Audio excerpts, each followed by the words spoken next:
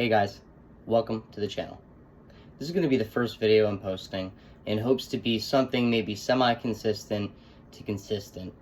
I've had a passion for video games my whole life. I've had a passion for YouTube for probably even longer. So this is the whirl, this is our go at it. I thought, what better than to capture my Gamecube collection and to kind of share with you guys.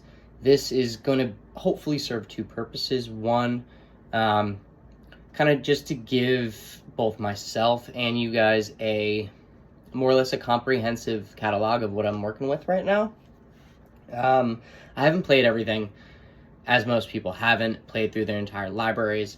Mine's sitting at about 62 games. I've played through a majority of them, not all of them, like I said.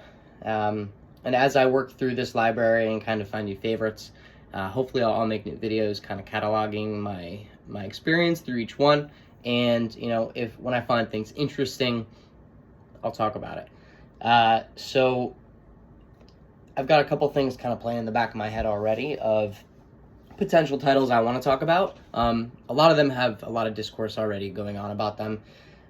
Some not so much, and those are kind of the ones I'm hoping to highlight a little bit more because the GameCube library is pretty well known. It's not too big, and so not too many things have really fallen through the cracks, and a lot of the stuff that's good people know about.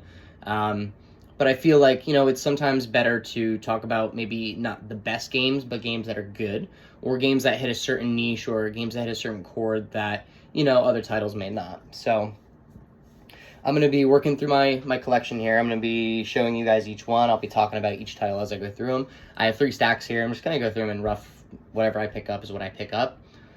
And as we sift through, I will mention and I'll make note of games that I'm already kind of, like I said, thinking about making content about, or things that I'm already kind of having a few things floating in my head about things I would want to talk about. So, all right, let's start. First one is R-Racing Evolution. This is a childhood game. This doesn't come with the Pac-Man disc, unfortunately. But this game was a childhood game. I had this when I was growing up.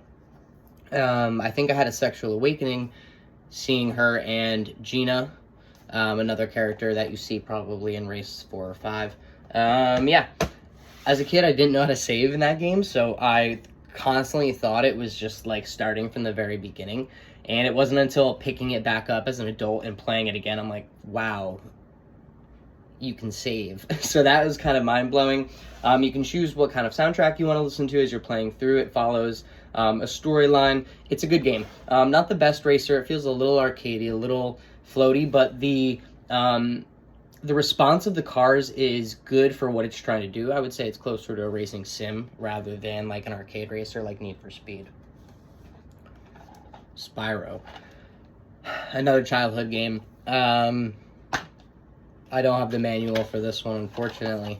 But I had a lot of memories of this game as a kid. I remember running around and just collecting the gems and really not going for any objectives, even though now that I know about Spyro, I guess collecting the gems is an objective. So the speed trials were fun. They're difficult. I still am atrocious at them. Me and my fiance Taylor booted this game up a little while ago and played through it, and I was telling her all about the nostalgic memories I had as a kid. And it's one of those games that hits especially hard because the colors just are so vibrant. The art is iconic. Spyro's a cornball. Good game. Haven't beaten it. Spyro Hero's Tale. I honestly can't remember if I played this one as a kid. I may have rented it from the Blockbuster a town over when I was a kid. I do remember this character on the back, Blink. I remember him. But again,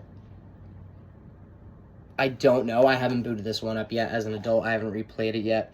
I'm trying to beat the first Spyro that I have, Enter the Dragonfly, before I move on to Spyro's Hero's Tale. But I picked them both up, both this and the other one, in a pretty good deal. So that's why I have this one. Resident Evil 0. Funny. This is actually, I guess, my first exposure to a Resident Evil game, other than Resident Evil 7. My good friend Dave in college, I played Resident Evil 7 on his PlayStation. In undergraduate, thought it was terrifying, thought it was great. Didn't think much of it. Like, the Resident Evil series as a whole kind of escaped my conscience. And that's funny because it's so prolific, it's so long. There's so much to it. And I listened to a YouTube video from Noah Caldwell, and I believe that's his name. If I'm mistaken, I sincerely apologize. I'll link the video in the description. It's an 8-hour comprehensive look at the whole series, and that kind of sparked my interest in it. And I was like, oh, I picked up a GameCube recently. I'm getting back into it. I'm going to start diving into the older stuff. So Resident Evil 0 is my first exposure, I guess, to an old style or an original gameplay style Resident Evil. I picked this one up because it was the cheapest. And I guess for good reason. A lot of people don't like this one. There's a lot of fatal flaws in this game. The Resident Evil franchise as a whole, I guess, is something I want to really talk about at some point. But it's such a deep rabbit hole, and the lore is so intense, and the Resident Evil fans are so in love with the series that it's kind of intimidating. Especially because I've only played through a majority of the games once, and I'm working through them still. But Resident Evil 0 is one that I played. It's the first one that I played. I enjoyed it. I've heard a lot of people say there's a lot of player A and player B experiences in this game, and there's a lot of choices you may or may not make that may impact your final interpretation or evaluation of the game. Me, I somehow made a series of good choices in my playthrough. I thought this game was great. Like I said, there's a few clear fatal issues with it. Everyone talks about the hook shot. Everyone talks about, the frustration of choosing the wrong character in these different scenarios when you split up. And I think it's important when we look at games, we look at the mechanics that they're both trying to do and proliferating at the same time. And this one, the independent maneuvering or the independent actions of both characters, I thought it was good. I think they clearly could have done more with it. A few of the puzzles are frustrating, but overall, I thought it was very fun. The bosses are kind of hit or miss, but it's worth picking up if you've never really played a Resident Evil game. If you're looking to play one on the GameCube, this is phenomenally cheap. I recommend it. Beautiful Joe 2. I don't have the manual for this bad boy, but this game is awesome. I don't have the original. I'm going to try and get it eventually, but this is a 2D beat 'em up. This game is awesome. It's unique. It's aesthetically pleasing. It's got charm. It's got machismo. It's got charisma. It's got everything that kind of makes it over the top, but in a really palatable way. My fiance wasn't so much a fan of it. The combat, like I said, is a beat-em-up style, so there's a rhyme or reason, but it's more or less difficult to, master right away. And there is a lot of kind of normal enemies in here that will give you a hard time if you're really stubborn. But the aesthetic, the gameplay, everything about it, I think is unique. I think it's fun. It's worth checking out. It got great reviews on, when it was released. Critics loved it. I love it. You might love it. Yeah. Rugrats Royal Ransom. My friend David, actually, the same David I mentioned before, gifted me a large portion of these GameCube games. I would say about a third of the collection I have here are games that were gifted to me from him. And a lot of them I'm really grateful for because they're not games I'd pick up ever for any reason whatsoever. Rugrats Royal Ransom is one of them. Rugrats are absolutely awesome. Look at that Tommy Pickles in the front. Look at that loaded diaper. My fiance liked this game. I did not. It is a collectathon. It is a collectathon in the Rugrats formula, baby formula. It's shovelware. I mean, it's charming. It's cute. We didn't get very far in it. I watched her play, but from what I did watch, it's absolutely ridiculous, I guess, in a good way. Royal Ransom. Zatch Bell Momoto Battle. This game's actually pretty fun. I'm not a big fan of fighting games. I'm not very good at them. But this one's fun. I am a fond fan of Zatch Bell. As a kid, I remember seeing him watching the anime on 4Kids and Toonami. And I remember Zatch Bell's favorite fish being yellowtail tuna. And as I was growing up and trying sushi for the first time, yellowtail tuna was my favorite because I remember it being Zatch Bell's favorite. And to this day, spicy yellowtail is still my favorite. It's a fun little memory. But this game is, honestly, it's super fun. It's not difficult to wrap your head around. The combos are pretty basic. And the story, the way you progress through it as different characters is pretty cool. I believe there's a second Zatch Bell game on the GameCube. This was the cheaper of the two. I wasn't aware of this. I just picked this up in a deal that I had with the same guy I picked up the Spyro games from. So this doesn't have the manual. I wish it did. I'm slowly trying to kind of get the manuals for all the games that I do not have the manuals for. One Piece Grand Battle. This is actually a reproduction case. I picked this up. I think it was originally in a Blockbuster Video artwork where it had no art on the back. It was just the Blockbuster kind of controls for the game. I picked this up. I'm not a big stickler on reproduction cases so long as like when you are kind of trading them off to other people, you make note of it. And this comes in a PAL case. The game is super fun. It's a fighting game. It's kind of a beat 'em up, more arcadey style. I picked this up because me and my fiance are big fans of One Piece, and I figured why not pick up at least one of the IPs on the GameCube. So let's do both. Let's do both of these. These were both gifts from Dave. Madden and NCAA 04, right? They're both 04. I've never played these in my life. I don't plan on playing them. I have zero interest in sports games. I played football in high school. That was fun. Real sports are fun. I don't find fun in video games, sports video games. So I'm sure someone down there in the comments will tell me, no, play it. There's a mascot mode or something. But who knows? Maybe one day. I just really, I don't know. I have no interest in these. That's funny. This the Madden 04 still has the Blockbuster sticker on the back for 30 buckaroonies. Can you even see that? 30 bucks. That's funny. Moving on. Metroid Prime. This game is phenomenal. This is another game that I had growing up as a kid. This one does not come with the bonus disc. This is not I do not have any original GameCube games from my original childhood. I have a really depressing and I guess lore-heavy story growing up with kind of how video games came into my life and my collections with and without them. I'm going to cover that in a video later on, but long story short, I no longer have anything from my childhood GameCube related. So when I restarted my collection, this was one of the very first games I decided to pick back up, and I'm so happy I did because playing on it now, I have a big screen TV. I have a Prism, so I can convert it over into HD. Like, it's not compressed or anything, and the visuals are phenomenal.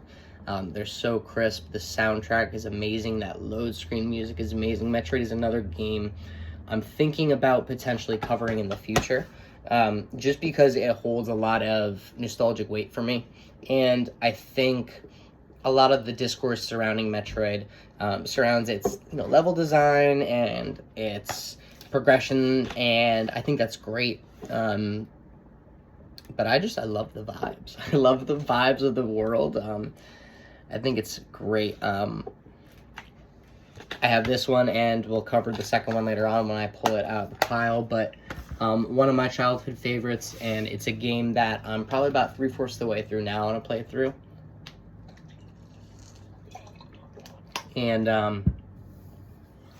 you know, I got to the part where you kind of have to backtrack, and people who've played through the game know what I'm talking about, but it's a phenomenal game. Highly recommend it. KO Round 2, the Kangaroo. I don't have the manual for this bad boy either. This disc is in rough shape. I picked it up super cheap. It still has the receipt. I believe this came from a GameStop in Pennsylvania from Pittsburgh, so that's crazy. I love when the games I come across have things like that in them. It gives character, it adds to it. I've never played this game. I've never booted it up. Shame on me. I bet it's great. I'm waiting for it one day. Yeah. Tony Hawk Underground. I kind of have two cases for this. This is the case that Dave gave me. Dave gave me an empty case, no game in it, but that's okay. I found a listing on Facebook, local, for this game, listed for $1. I thought it was fake. I showed up. It was real. And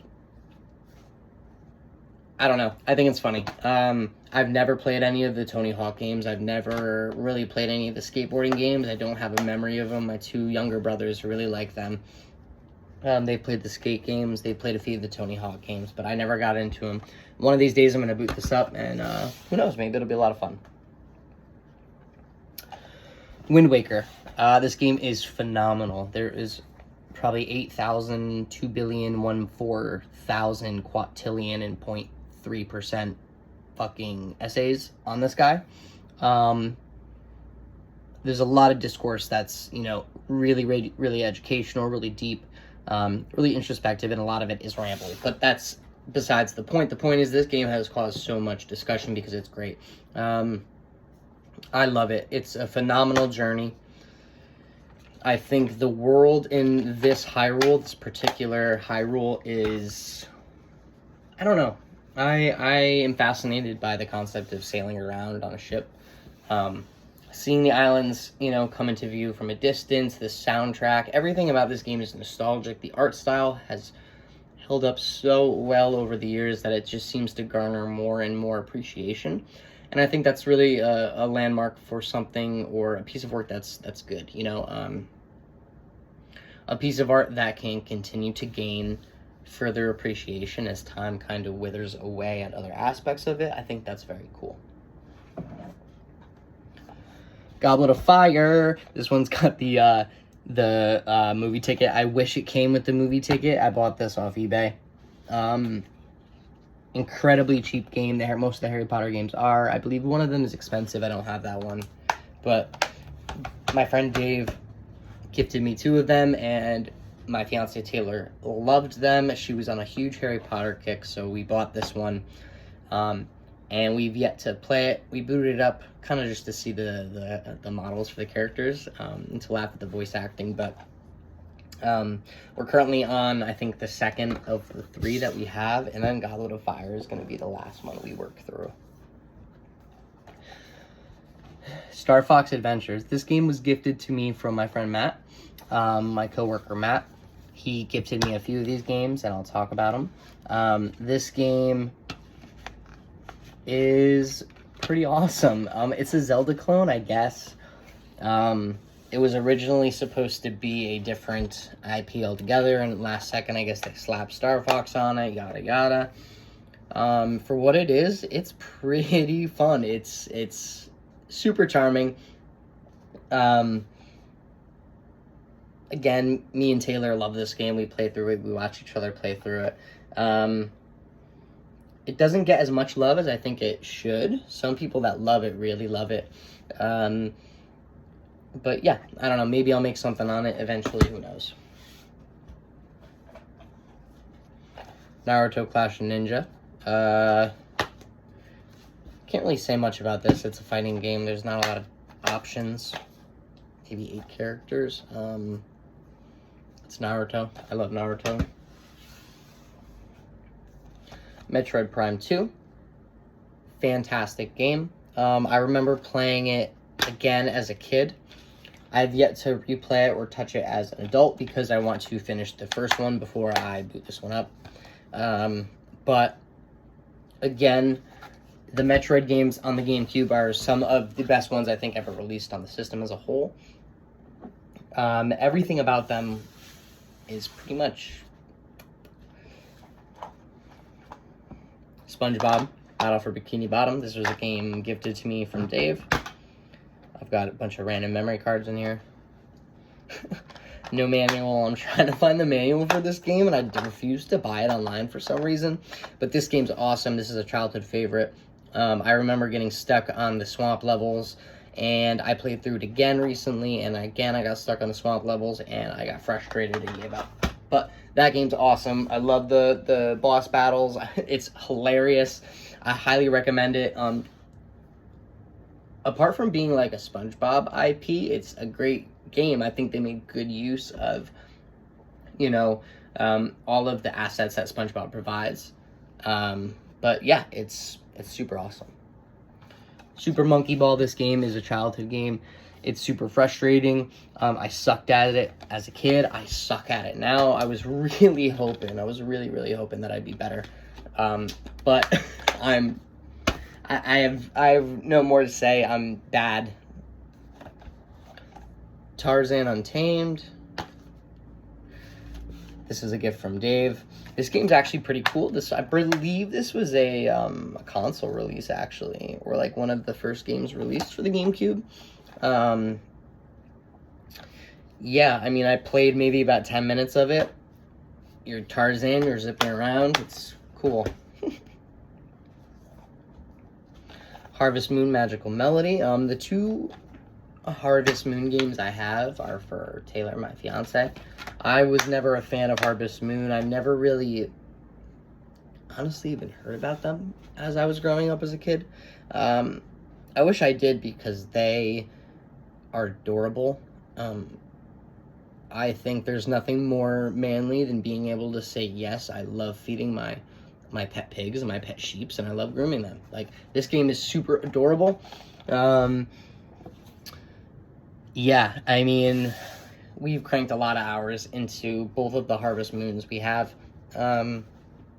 It's funny looking back because one of the first farming games I played was Stardew Valley, and I love that game so much.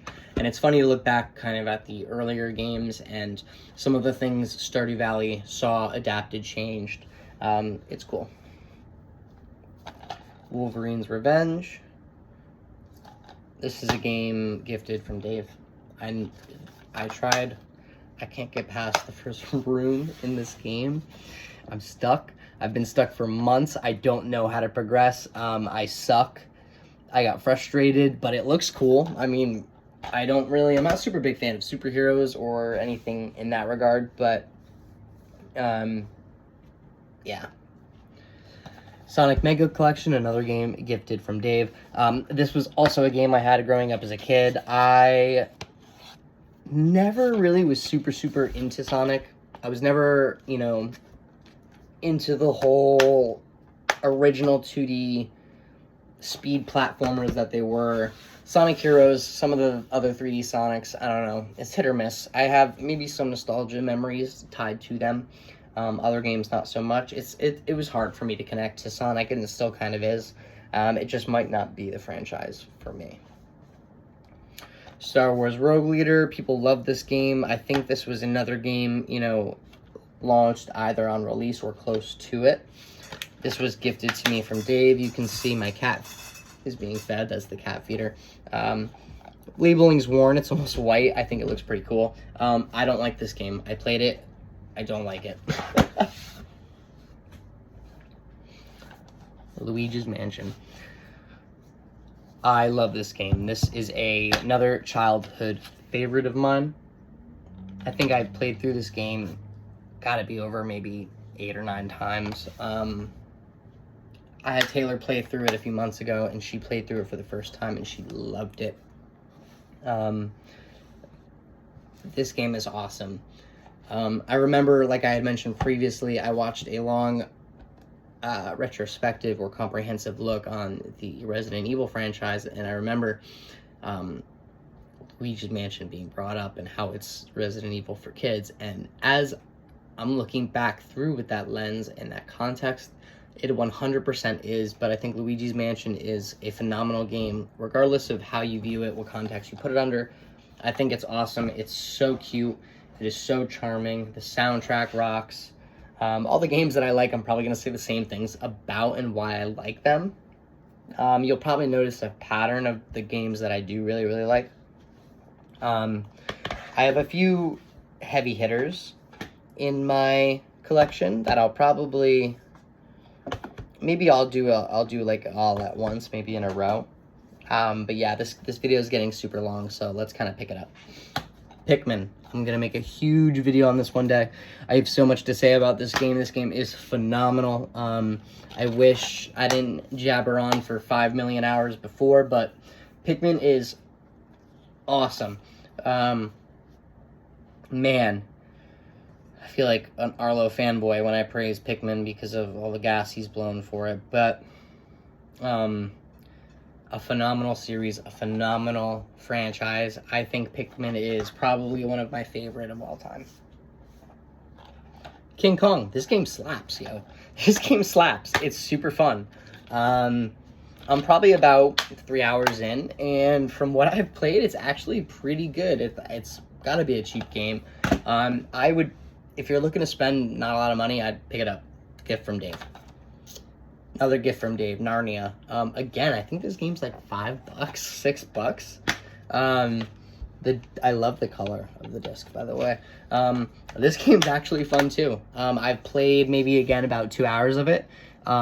You play through as all of the kids, and so it's fun. Wave Race, not a big fan. It's iconic for the GameCube. I don't like how the jet skis handle. I think the water looks good. Okay, cool. Animal Crossing.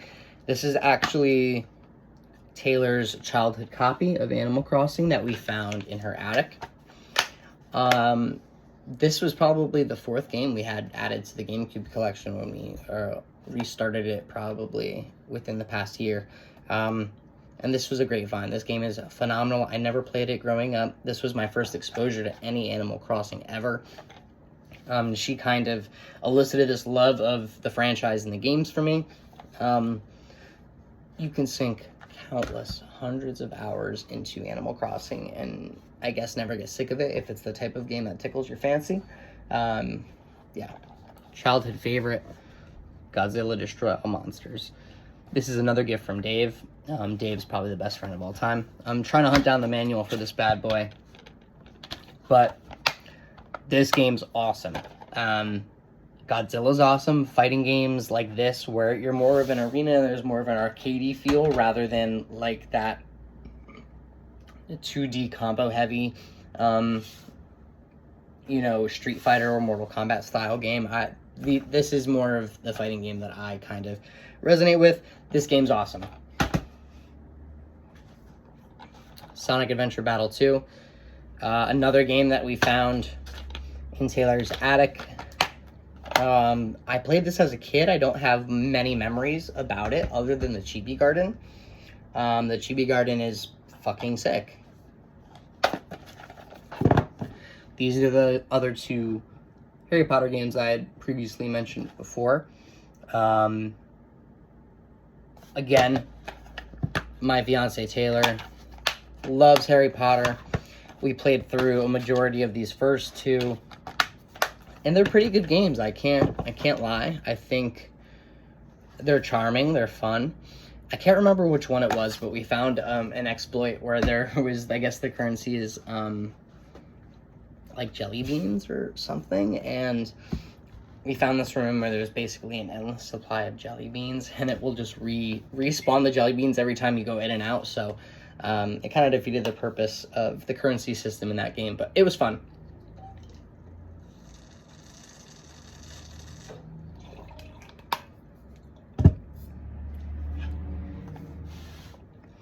This is a beautiful copy of Bat and Kaitos. This, I picked this up at a game exchange near me, actually. And it's in phenomenal shape. This game is so much fun. I've put maybe about 25 hours into it. Haven't even scratched the surface just from the way I play. I think this game is supposed to be about 60 plus hours, so that means for me it'll probably 85, 90.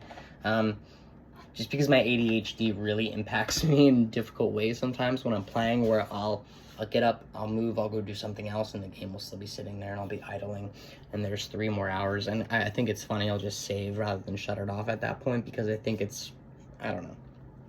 But, the art style of this game is beautiful. There's beautiful pre-rendered backgrounds, the music is great, the battle system is card-based, meaning there's a deck building aspect, so you have maybe a series of 3 to 4 characters on your front, so in typical JRPG fashion. However, each one of those characters has a deck, and you can individually build those decks up and down, and kind of change the gameplay, I guess, for each of those characters. But as you're playing through the combat, it's you get dealt a hand, you play a card, you draw a card, and so it's better than, I guess, more of a typical grindy JRPG where you're button mashing through. There's variety here, and nothing's really random. There's preset encounters. You can see them on the screen before you run into them, and so I think it's fun. You can avoid encounters if you're good enough, or you can seek encounters out if that's what you're looking for. Let's do these two together. So I touched on RE0 before. Resident Evil Remaster. I'm probably about halfway through this one.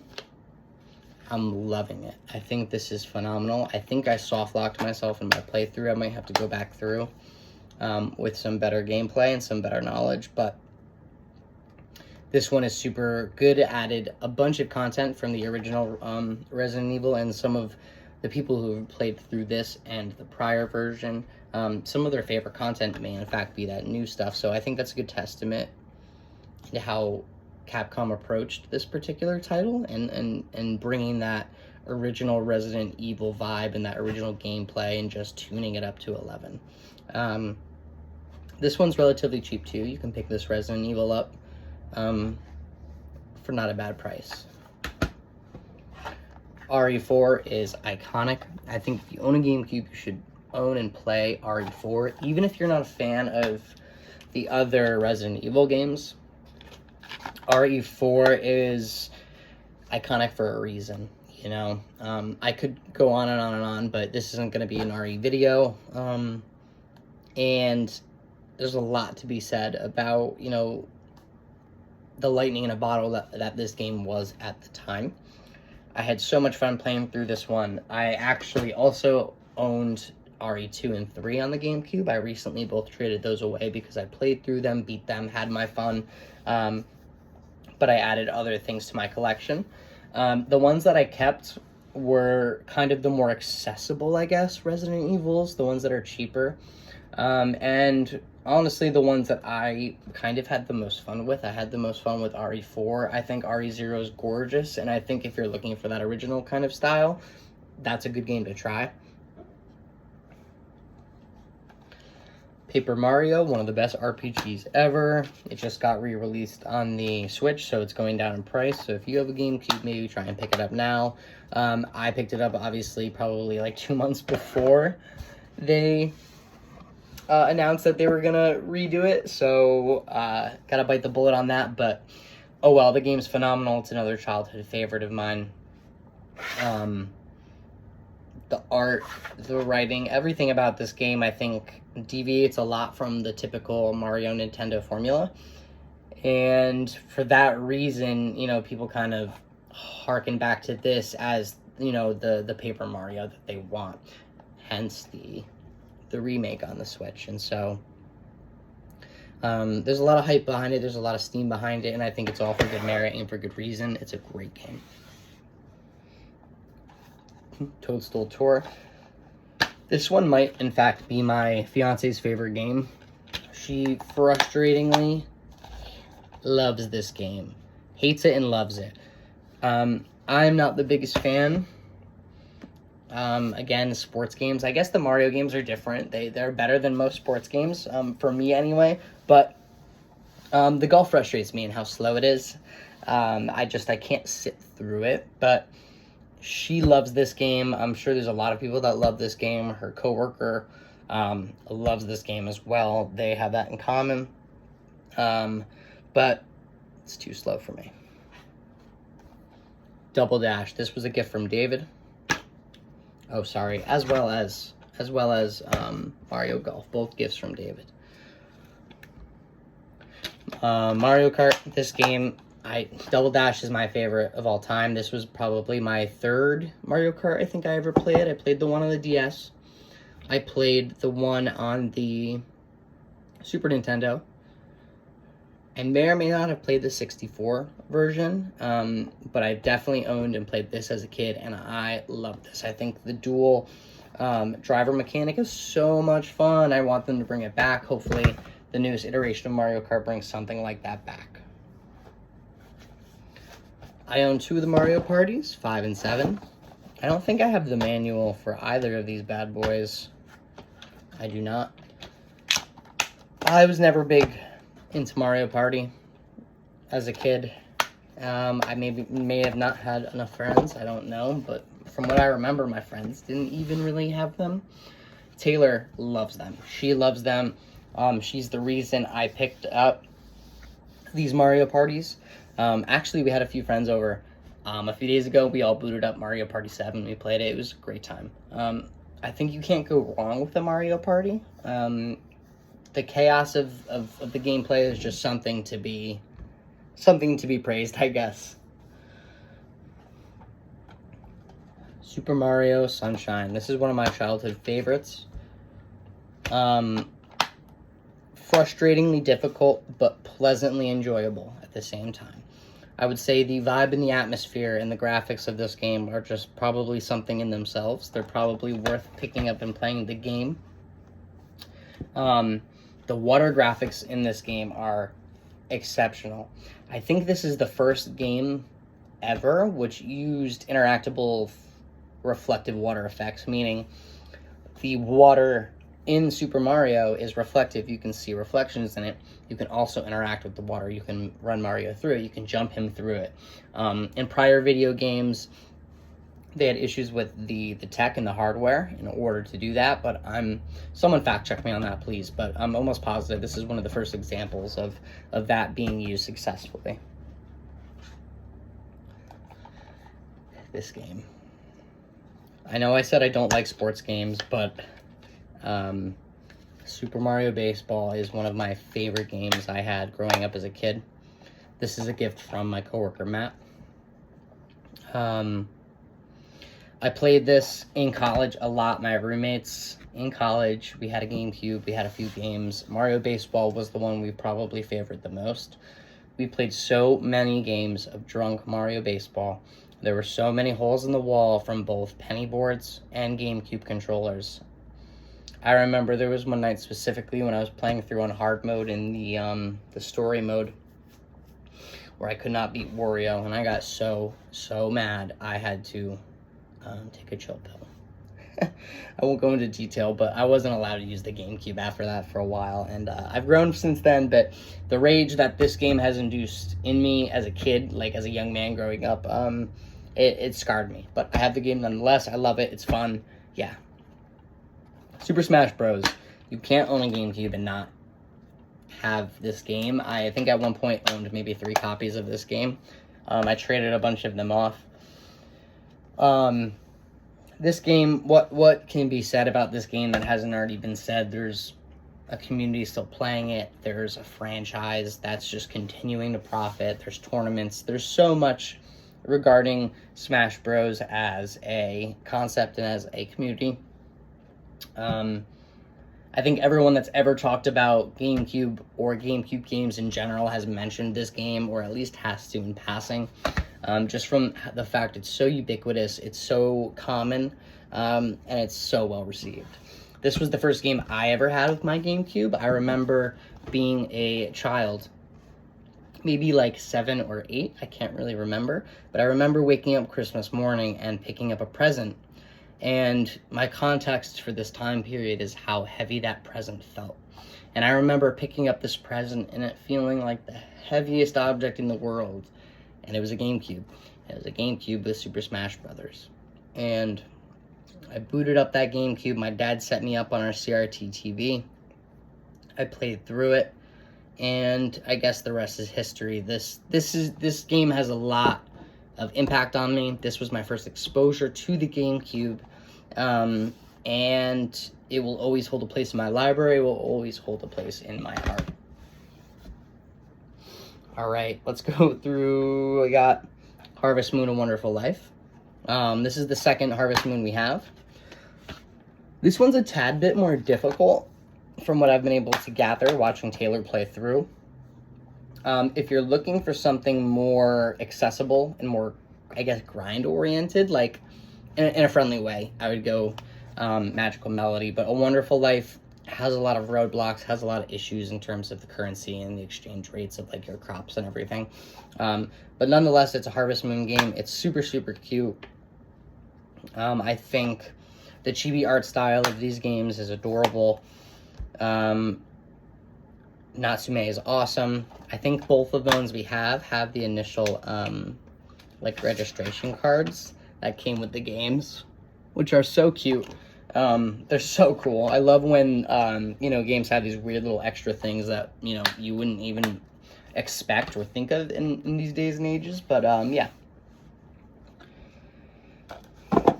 these are my Need for Speed games. I've got 4 of them. I honestly don't know how many are out on the GameCube, but I fucking love Need for Speed. Need for Speed Hot Pursuit 2, this was a childhood favorite of mine. I had this one growing up.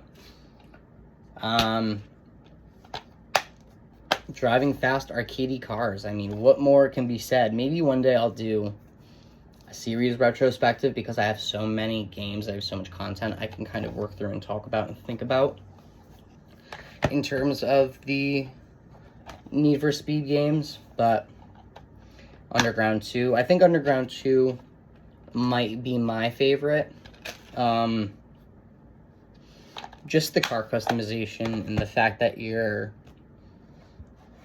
I don't know, Underground and Most Wanted especially, I think, really capitalized on the Fast and the Furious and other kind of Hollywood franchises at the time that were kind of showing all of these fast cars like Tokyo Drift and things. And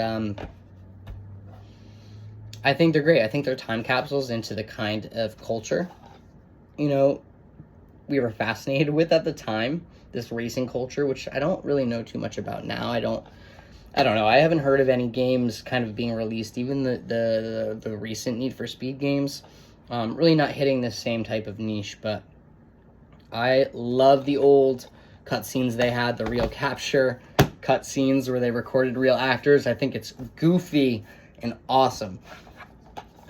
Need for Speed, Underground, the original. I love all of the Need for Speeds, I can't lie. I think they're all super fun. I think they're all a good time. I think,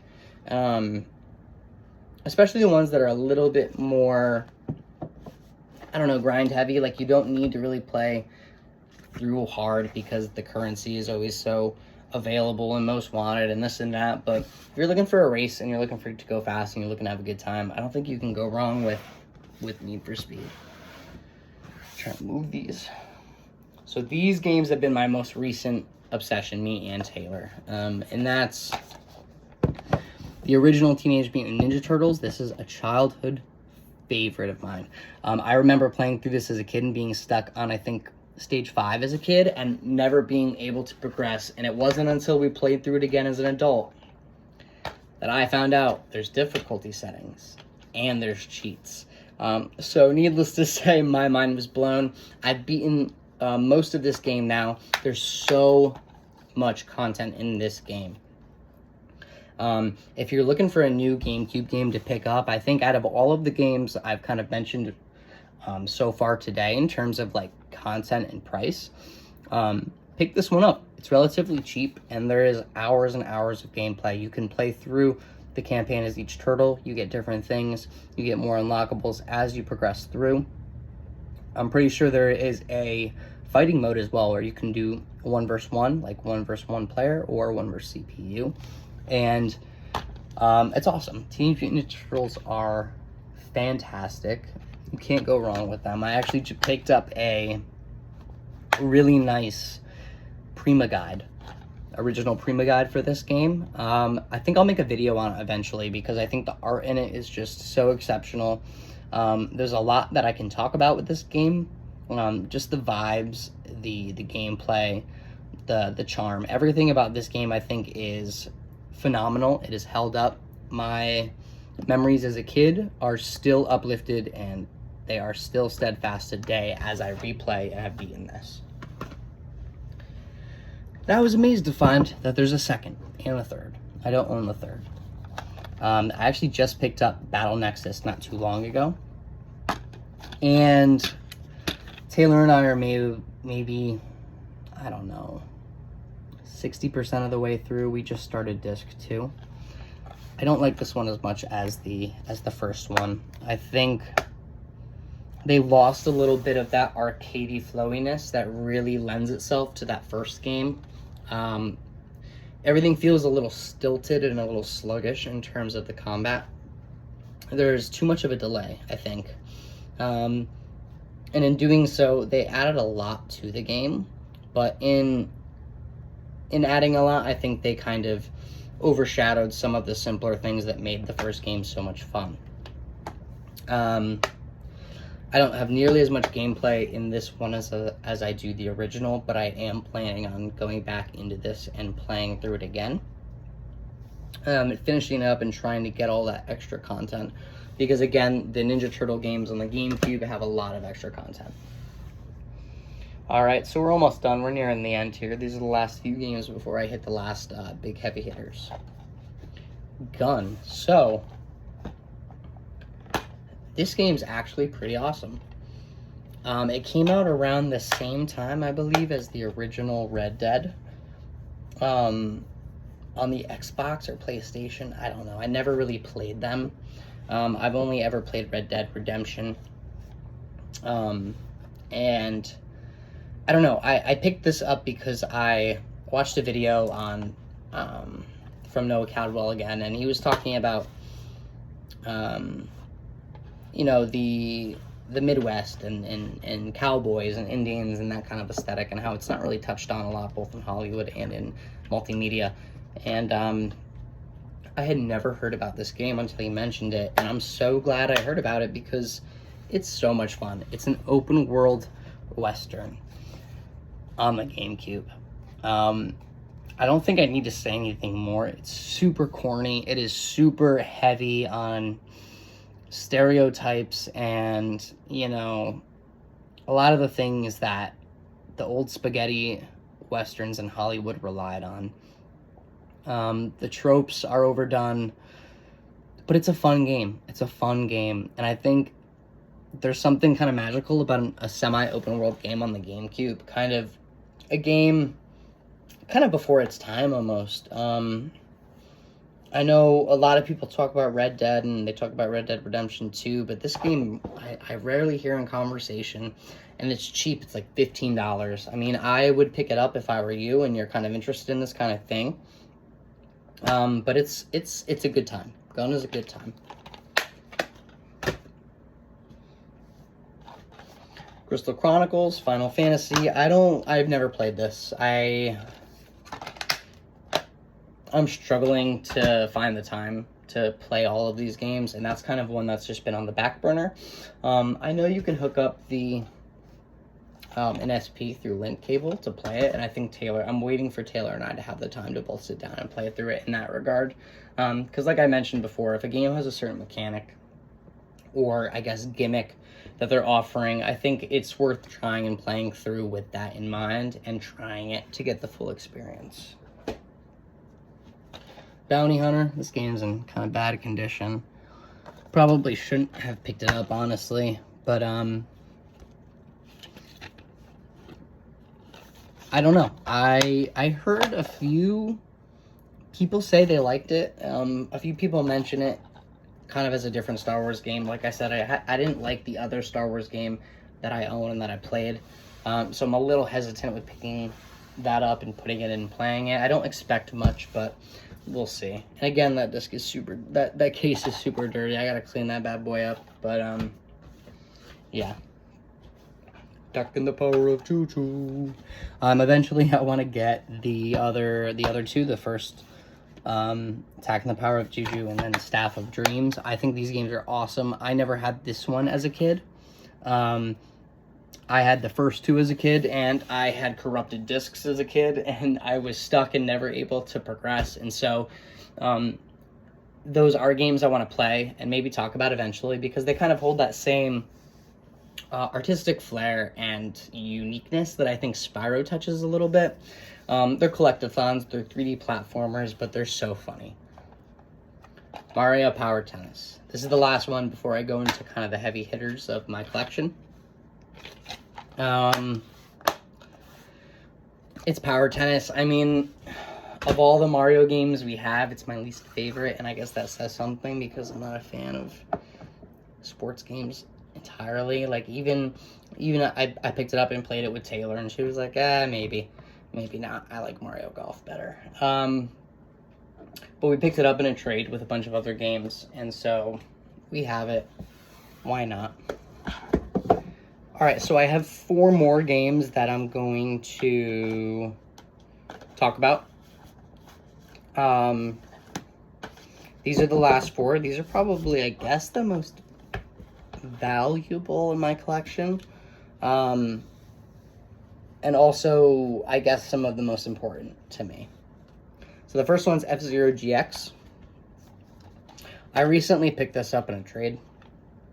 This was one of the games I traded RE3 for. This game is so incredibly difficult. This game is ruthless, and I did not know this going in. The only F-Zero game I ever played was on the Super Nintendo, and I was in for a rude awakening. I am stuck on maybe the 2nd level in this. This is the type of game where you're gonna have to sit down and like learn the game and play by the game's rules. I picked it up because I don't know. I think the F-Zero franchise as a whole is one that's easily forgotten. There hasn't been really a mainline release since this game, and as someone who is interested in both successful franchises and unsuccessful franchises, this one in particular kind of interests me. And so I wanted to pick it up just because, like, in the off chance we never ever get another one, I want some type of experience with the F-Zero. And a lot of people who have played through enough of this say this is pretty much the definitive one to go. This is the best space gravitational racer, I guess you could play. But again, this game is so difficult. It's so difficult. And I'm going to have to just, like, take the time one of these days to really work through it and try and deliver on what the game's asking of me. But nonetheless fun. I like racers. This game's awesome. So the next one is probably my most anticipated game I wanted, and there's a sad story behind this because I'm a little frustrated with it, but hopefully we'll work it out. And that's Eternal Darkness. I managed to pick up this absolutely beautiful copy off eBay for a relatively okay price. But the problem is the seller didn't include that the disc was resurfaced. And so